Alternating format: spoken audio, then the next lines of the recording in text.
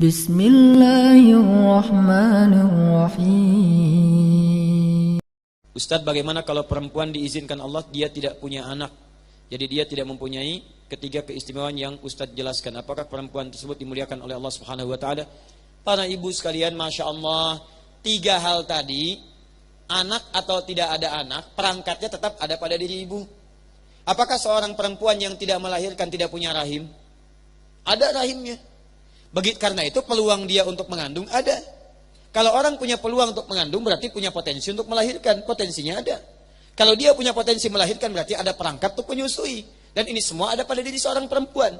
Kalau kemudian ibu belum mendapatkan nikmat itu, pertama adabnya jangan menyimpulkan ibu tidak punya harapan itu. Ibu kenal Nabi Zakaria? Hayo kenal lagi itu. Silakan. Luar biasa, semua dikenal oleh ibu. Cuma di hari Jumat ada pengajian. Pesertanya ibu-ibu, kenal semuanya. Imran kenal, Hannah kenal, masa belum ditulis sudah kelihatan.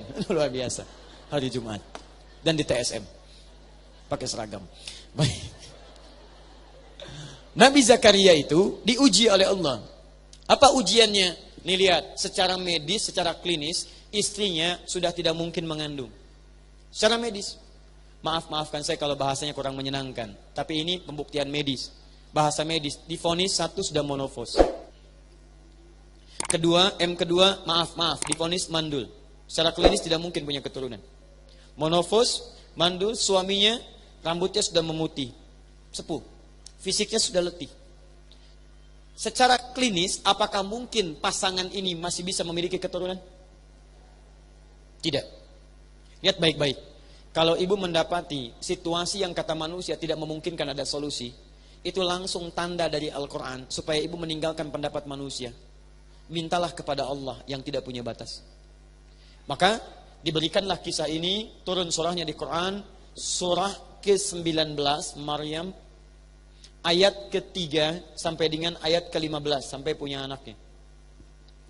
Amalan untuk mengerjakan ini ada di Quran, surah ke-3 Ali Imran ayat 38 sampai 39. Kisah dahsyat yang disebutkan lagi nanti di Quran surah 21. Ayat 89 sampai dengan 90-nya. Ini kisahnya, ini doanya, ini prakteknya dalam salat. Secara singkat, pertama jangan putus asa. Nabi Zakaria mengatakan, Rabbi inni wahanal azmu minni washta'ala ra'su syaiba wa lam akum bidu'aika rabbi syaqiyya. Ya Allah, semua mengatakan saya tidak mungkin punya keturunan. Rambut saya sudah memutih, ya Allah. Fisik saya sudah letih. Istri saya divonis menopause dan mandul. Tapi saya punya keyakinan denganmu, ya Rabb. Saya tidak putus asa bermohon kepadamu. Saya mohon, ya Rabb. Kemudian beliau berdoa, Rabbi la tadharni farda. Jangan biarkan saya meninggal dalam keadaan sendirian. Tidak punya keturunan. Apa yang terjadi? Perhatikan amalannya, Bu ya. Satu, beliau membuat mihrab. Mihrab itu satu tempat yang langsung bisa mendekatkan diri kita dengan Allah. Keistimewaannya disebutkan di Quran, diisyaratkan mihrab itu tempat yang mempercepat terkabulnya doa. Tidak harus di masjid. Ibu di rumah bisa bikin mihrab. Tidak harus dalam bentuk ruangan kalau nggak ada ruangannya. Hamparkan sajadah, sehamparan itu gunakan untuk ibadah saja. Maryam punya mihrab, padahal Maryam belum tentu ke masjid. Maryam punya mihrab. Quran surah ketiga ayat 37. Fataqabbalaha rabbuha biqabulin hasanin wa ambataha nabatan hasana wa kafalaha Zakaria. Kullama dakhala 'alaiha Zakaria al-mihrab, Maryam punya mihrab. Ibu bikin mihrab, Quran surah 3 ayat 37, paling kiri sebelah bawah. Ibu bikin mihrab di rumah, boleh sehamparan sajadah saja, Bu. Hamparkan kalau nggak ada ruangan. Tapi syaratnya tempat ini hanya bisa digunakan, boleh digunakan untuk ibadah saja. Yang lain tinggalkan. Maaf, berdoa di situ, sholat di situ, baca Quran di situ. Ibu kalau urusan dunia keluar. Handphone jangan bawa masuk ke situ. Gak usah diabadikan. Sedang di mihrab, berdoa kepada Allah.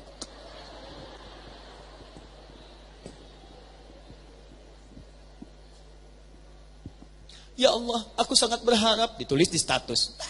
Berdoa itu bukan di Facebook. Berdoa itu bermohon kepada Allah. Ya. Lihat sini baik-baik. Teman-teman sekalian, fokus baik-baik. Bikin mihrab. Setelah itu, tunaikan salat. Salat. Bangun salat malam. Dalam salat minta kepada Allah. Seperti Nabi Zakaria meminta. Quran surah ketiga ayat 38 sampai 39. Hunalika da'a Zakaria Rabbah. Di mihrab itu Nabi Zakaria berdoa bermohon kepada Rabbnya. Qala Rabbi habli min ladunka dzurriyyatan thayyibah. Adab berdoa, kalau ingin memohon cepat dikabulkan, sebut nama Allah yang Al-Asmaul Husna. Itu ada isyaratnya di Quran, surah ke-17, ayat 110 sampai 111. Nanti di ujungnya, Qulid Allah awid ar-Rahman ayyamma tad'u falahul asmaul husna.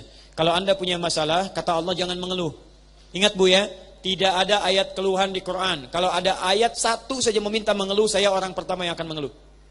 Kalau ibu punya masalah, kata Allah jangan mengeluh. Ya Allah, kenapa mesti saya? Why me? Kata Allah, why not? Kenapa tidak? Jangan mengeluh. Apa yang dilakukan? Alih-alih mengeluh, sebut nama Allah, Qulin Allah, minta solusi kepada Allah. Awid ar-Rahman, sebut namanya ya Rahman. Tapi lihat rahasianya. Ayyamma tad'u. Kalau Anda punya persoalan dalam hidup, falahul asmaul husna. Allah punya nama terbaik, yang nama itu didesain sesuai dengan kebutuhan masalah kita. Jadi kalau ibu punya masalah, misal, cari nama Allah yang sesuai dengan masalah kita. Ibu punya masalah rizki, suami punya masalah di pekerjaan, sebut namanya ya Allah ya Razzaq. Ibu punya persoalan, ya Allah ya Sabr. Misal, ibu punya masalah anak ingin dalam hal pengetahuan, akan kuliah, akan ujian, ya Allah ya Alim. Ibu misalnya suami ada yang ganggu, ya Allah ya Jabbar, ya Malik. Ini Nabi Zakaria punya persoalan.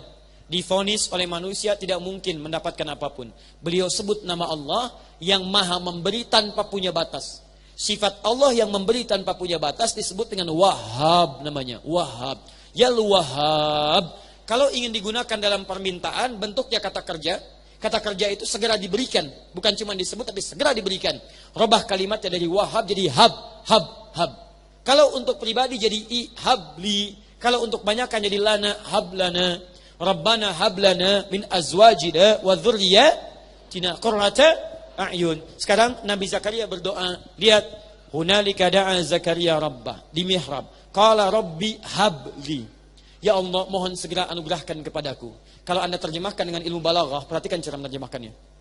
Duhai Allah, semua mengatakan saya mustahil punya keturunan. Saya sudah berikhtiar ya Rabb, tapi kata mereka saya terbatas. Maka saya mohon kepadamu yang tidak punya batas dalam pemberian. Mohon anugerahkan saya keturunan darimu saja ya Allah. Innaka sami'ud du'a. Engkau pasti mendengar doa saya. Kalau pada yang maha mendengar saja tidak dikabulkan, lantas kepada siapa lagi saya mesti bermohon? Minta malam hari. Begitu bermohon, apa yang terjadi? Lihat ayat 39-nya. Fanadatul malaikatu wa huwa qa'imun yusalli fil mihrab. Annallaha yubashshiruka bi Yahya. Tiba-tiba turun malaikat sedangkan beliau belum selesai salatnya, masih berdiri. Turun malaikat, masih berdiri di mihrab. Jawabannya, Annallaha yubashshiruka bi Yahya. Allah kasih kabar gembira, Anda akan punya anak, langsung namanya dari Allah, Yahya. Yahya itu artinya hidup. Kata Allah, yang mustahil lahir dari rahim seorang perempuan yang menopos dan mandul bayi yang hidup, kata Allah, gak ada yang mustahil bagi saya. Jadi dan hidup dia. Ya. Tapi kalau memang sampai akhir, Anda secara medis tidak memungkinkan, bahkan ada yang rahimnya diangkat, ada yang keadaan tidak memungkinkan. Nah, Anda bertanya seperti ini, saya berikan kabar gembira kepada satu perempuan ahli surga yang musibahnya, ujiannya lebih dahsyat dibandingkan dengan Anda. Dia bukan hanya tidak punya keturunan sampai dengan hayatnya, dia disiksa suaminya, dia kemudian dicerca, dia kemudian luar biasa dahsyat kehidupannya sampai digelindingkan batu besar menghancurkan fisiknya. Tapi sebelum wafatnya dia berdoa kepada Allah, Rabbi ibnili baitan fil jannah wa najjini min fir'aun wa amalihi. Ya Allah, saya ikhlas dengan segala ujian kehidupan ini. Saya ikhlas sekalipun saya wafat pada hari ini.